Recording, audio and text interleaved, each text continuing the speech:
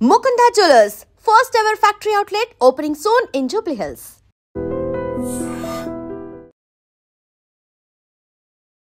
ఈ రోజు ఉదయం విశాఖలో బీచ్ రోడ్లో ఉన్నటువంటి ఫార్చ్యూన్ బీచ్ అనే ఒక అపార్ట్మెంట్లో ఫైర్ జరిగిందండి. మాకు ఉదయం 7:15 ఫైర్ కాల్ రావడం జరిగింది.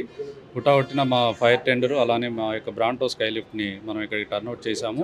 చూస్తే ఇక్కడ 9th ఫ్లోర్లో 905 ఫ్లాట్లో ఫైర్ జరిగింది.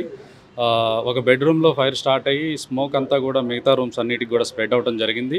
ఇమ్మీడియట్గా మా సిబ్బంది ఇక్కడికి వచ్చేసి, ఈ బిల్డింగ్ హై రైజ్ బిల్డింగ్ కాబట్టి వీళ్ళకి ఆల్రెడీ ఫైర్ ఫైటింగ్ ఎక్విప్మెంట్ అంతా కూడా ఉంది కాబట్టి దాంట్లో ఉన్నటువంటి ఒక హౌస్ రైల్ని బయటికి తీసి ఆ హౌస్ ద్వారా కూడా మా వాళ్ళు ఫైర్ ఫైటింగ్ చేసి కంట్రోల్ చేశారు. సో ఇక్కడ ఎక్విప్మెంట్ కండిషన్ బాగా మెయింటైన్ చేస్తున్నారు. That is a very good thing. అయితే ఈ ఫైర్ ఎందుకు జరిగింది ఏంటి అనేది మేము తర్వాత మా ఓనర్స్తో మాట్లాడితే, ఇది దీపం వల్ల జరిగిందని తెలిసింది. ఒక బెడ్రూమ్లో దీపం పెట్టడం వల్ల అది విండో ఓపెన్ చేయడం వల్ల గాలి వచ్చి ఆ ఫైర్ అనేది క్లాత్ మీద పడి అలా స్ప్రెడ్ అవడం జరిగిందనేది ప్రాథమికంగా తెలిసింది. ఇంకా మేము విచారణ చేస్తున్నాము. అయితే ఈ ఫైర్ అనేది మిగతా అపార్ట్మెంట్స్కి స్ప్రెడ్ అవ్వకుండా ఆ రూమ్లోనే కంట్రోల్ చేస్తూ మిగతా రూమ్స్కి అంత డ్యామేజ్ కాకుండా మా సిబ్బంది కూడా అంతా కూడా బాగా వర్క్ చేశారు. దట్స్ ఆల్ అండి. ఆస్తి నష్టం మేము ఇంకా అంచనా వేయలేదండి. అది ఒక అపార్ట్మెంట్లో ఒక 2 రూమ్స్ డ్యామేజ్ అయినాయి కాబట్టి దాని వరకే కంట్రోల్గా ఉంటుంది. దేవుడికి పెట్టిందండి. ఎవరికి ఏం జరగలేదు. లక్కీగా వాళ్ళ ఫైర్ చూసి వెంటనే బయటకు వచ్చేసి ఇక్కడ వాళ్ళకి ఇన్ఫామ్ చేశారు. వాళ్ళు వెంటనే మాకు కాల్ చేశారు.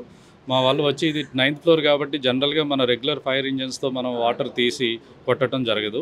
సో ఇక్కడ ఉన్నటువంటి పైప్ లైన్లో ఇక్కడ ఉన్నటువంటి ఫైర్ ఎక్విప్మెంట్ వాడి మనం ఫైటింగ్ చేసామండి.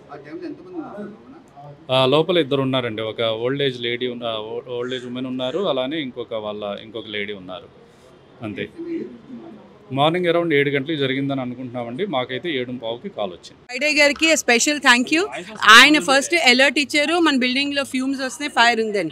ఆ big thank you to him. Thank you. అది ఫైర్ యాక్సిడెంట్ అండి. పెద్ద ఒక్కామే ఉంటారు అక్కడ. ఆవిడ దీపం పెట్టుకుంటే గాలికి దీపం పడిపోయి మంట అంటుకుందంటే. Building system everything is very very fine. బిల్డింగ్తో ఏం ప్రాబ్లం లేదు, ఎవరికి లేదు. It was only a small accident. అది కొంచెం డ్యామేజ్ అయిందంటే. Thank you. 7:30 లేదు ఏమీ లేదు, ఎవరికి ఏమీ అవ్వలే. అందులో ఎక్కడ ఫాల్టీ సిస్టమ్స్ లేవు, ఏమీ లేదు. Building is absolutely fine. Everything is very good. ఒత్తి ఆ పెద్ద చూసుకోలే, దీపం అక్కడ పెడితే గాలి పడిపోయి అది అంటుకుందన్నమాట. ఇప్పుడు బాగున్నది. పోలీస్ కమిషనర్ గారు కూడా వచ్చారండి.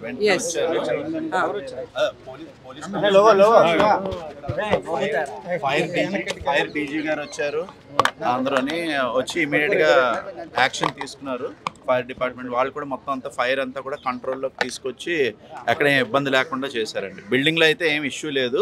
ఓన్లీ ఏంటంటే ఫైర్ యాక్సిడెంట్ అని చెప్పేసి కూడా వాళ్ళు సర్టిఫై చేశారన్నమాట. అది సేఫ్టీ మెషర్స్లో కానీ ఇది కానీ అక్కడ ఏం ప్రాబ్లం లేదండి. న్యూ బిల్డింగ్ కదా, మొత్తం అంతా కూడా ఫైర్ ఎస్టింగ్విషర్స్ కానీ, తర్వాత ఫైర్ పైప్ లైన్స్ కానీ everything is intact and everything is perfect.